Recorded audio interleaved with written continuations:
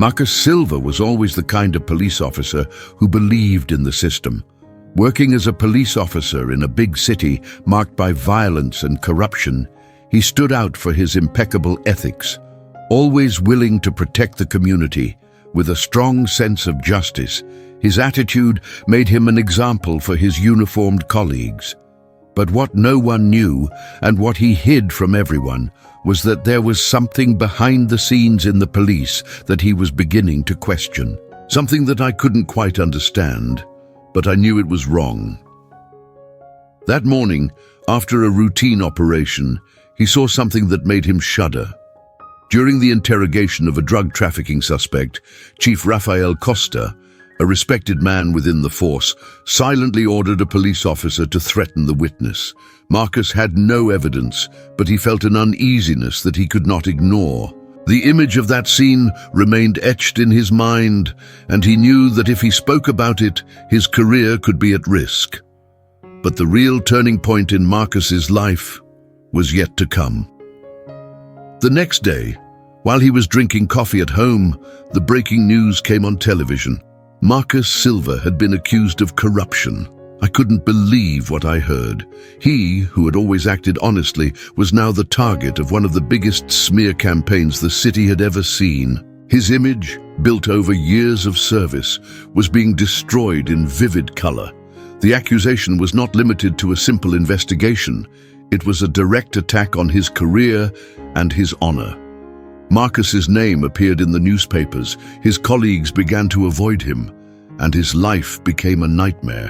What he did not know, and could not imagine, was that the conspiracy that would destroy him came from within his own home, and much closer than he thought.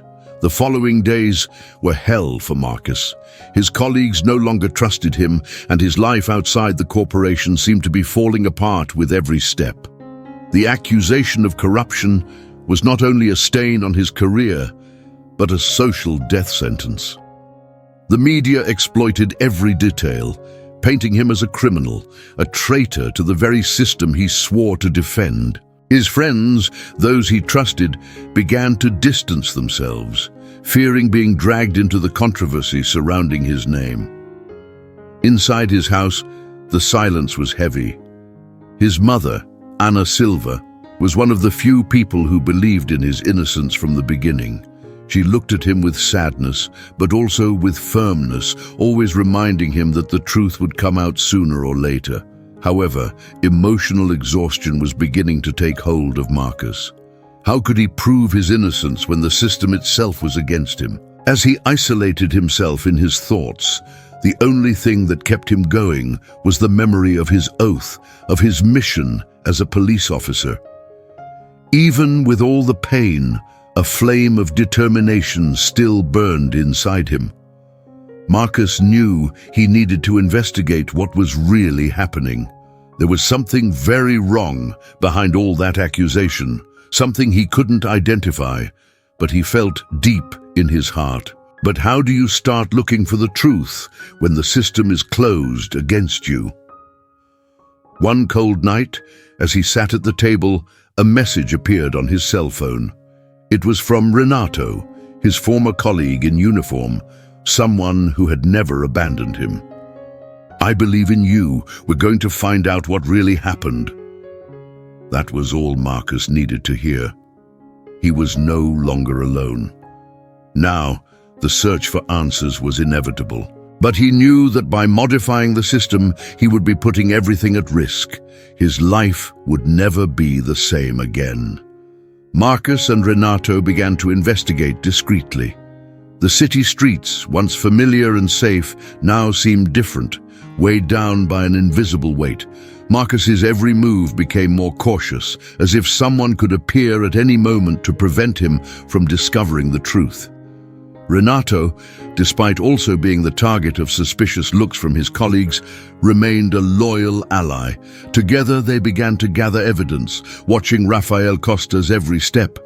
Over time, they began to realize that the irregularities that marked Marcus's indictment ran much deeper than they had imagined. Rafael, the officer apparently in charge of Marcus's investigation, was not just a man of power within the corporation. He was involved in a corruption scheme that had roots throughout the city. What's more, he was using Marcus as a pawn in a much larger game to divert attention from his own deceit. The truth became clearer when Renato discovered a series of irregular financial transactions between Rafael and a local businessman. But the biggest shock came when Marcus, in a moment of reflection, remembered something he had never questioned before: Rafael's name. As she reviewed her family history, something she had never thought to investigate, a disturbing discovery emerged. Rafael Costa was not only her superior, he was her biological uncle. The revelation hit Marcus like a punch in the gut. His mind went haywire, and he could hardly believe what he was discovering. For years, his mother had told him little about his biological father, whom she had never met. But this connection to Rafael was not something she had imagined. The pain was immediate. He felt betrayed, not only by the system he had always tried to protect, but also by his own family. One silent night, Marcus confronted his mother. Sitting at the kitchen table, her expression sad, she finally revealed to him what he had feared. Rafael had been his brother, but had abandoned him when he needed her most. She had never wanted Marcus to know the truth, fearing that he would be affected by the bitter story of betrayal and abandonment. But now, the revelation that his uncle was at the center of this entire conspiracy seemed like an unbearable weight. "I never wanted you to know this, Marcus," Anna said, her voice breaking. "He made horrible decisions, and now he's destroying your life." Marcus felt a mixture of anger and pain. He had never imagined that the person responsible for his downfall would be someone from his own family. But now he knew Rafael Costa was at the center of it all, and Marcus's fight to clear his name was far from over. In fact, it was about to get even more personal. Marcus's heart was at war. He knew he could no longer remain passive. The truth about Rafael Costa was right in front of him, and the man he had once considered an example of authority was now the source of all his suffering. The dilemma was clear. Should he confront Rafael directly and expose the corruption that was eating away at the corporation, or should he let the truth come out in another way without risking his life any further? The urge to face Rafael head-on took hold of Marcus like an uncontrollable flame. He was consumed by indignation, but also by an almost visceral need for justice.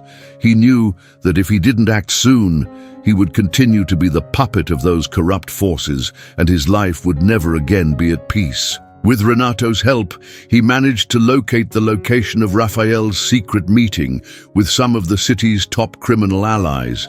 It was the perfect opportunity to confront him without being interrupted or discredited. Marcus arrived at the location, an old abandoned house on the outskirts of the city, a place where dirty decisions were made away from the public eye. Inside, the tension was palpable. Marcus entered through the back door, hiding in the shadows, waiting for the right moment to confront Rafael. When the congressman finally appeared, with an arrogant expression, accompanied by his allies, Marcus could no longer contain his anger. "You destroyed my life, Rafael," Marcus said, his voice firm and full of bitterness. "You used my image, my honor, as if they were disposable objects. And all because of your power. I will no longer remain silent." Rafael, taken aback by Marcus's audacity, tried to maintain his composure. "You don't understand, Marcus. This is the game. It's much bigger than you think. I couldn't let you screw it up. You've always been a good cop, but now you're on the wrong side of history." Marcus stepped forward, his hands shaking with anger. "I've never been on the wrong side, Rafael. You have been, and that's why I'm going to take you down." The deputy tried to use his words to manipulate Marcus, offering him position, money, anything he wanted. "You can be more than that, Marcus. You have the power to join me. Together, we can take over the city. You don't have to lose all that." But Marcus, breathing heavily, did not give up. He was beyond empty promises. "I don't want power. I want justice." The confrontation ended in a stalemate. Raphael, realizing that he could no longer manipulate Marcus, tried to flee, but it was too late. Marcus had already gathered enough evidence to incriminate him. With a determined look on his face, Marcus called Renato and sent the evidence to the authorities.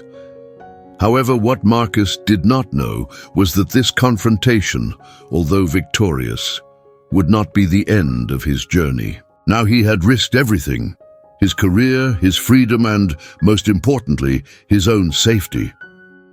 After the confrontation with Rafael Costa, the city was in an uproar. The evidence that Marcus had gathered, now released to the media and handed over to the courts, sent shockwaves throughout the city. The corruption that Rafael had fostered for years was exposed publicly and irreversibly. The deputy's arrest came quickly, and many of his allies were also taken down. Marcus's name, although no longer linked to any crime, is still marked by this tumultuous investigation. But a victory, however fair, did not bring with it the relief that he had imagined. The truth is now within everyone's reach, but the price of exposure and fighting a corrupt system has been high. Marcus did not feel the triumph of having destroyed Raphael.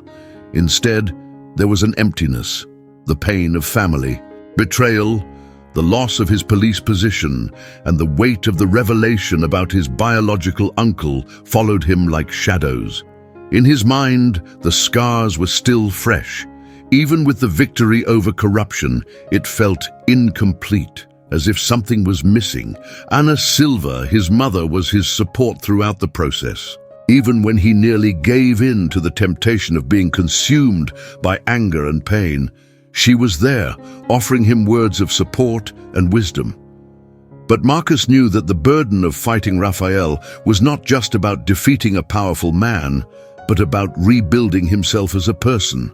Then one quiet night, he found true redemption. He decided not to return to the police force, where his image would never be the same. Instead, he dedicated himself to advocating for young black victims of police violence, those who, like him, were often discarded by the system. Marcus began working at a social justice organization, fighting to reform the company he once loved, but now knew needed to change. He founded a charity dedicated to supporting victims of police abuse and promoting civil rights education. In the midst of grief and loss, Marcus found new purpose. He knew the fight for justice would never end, but now he was ready to fight in a different way.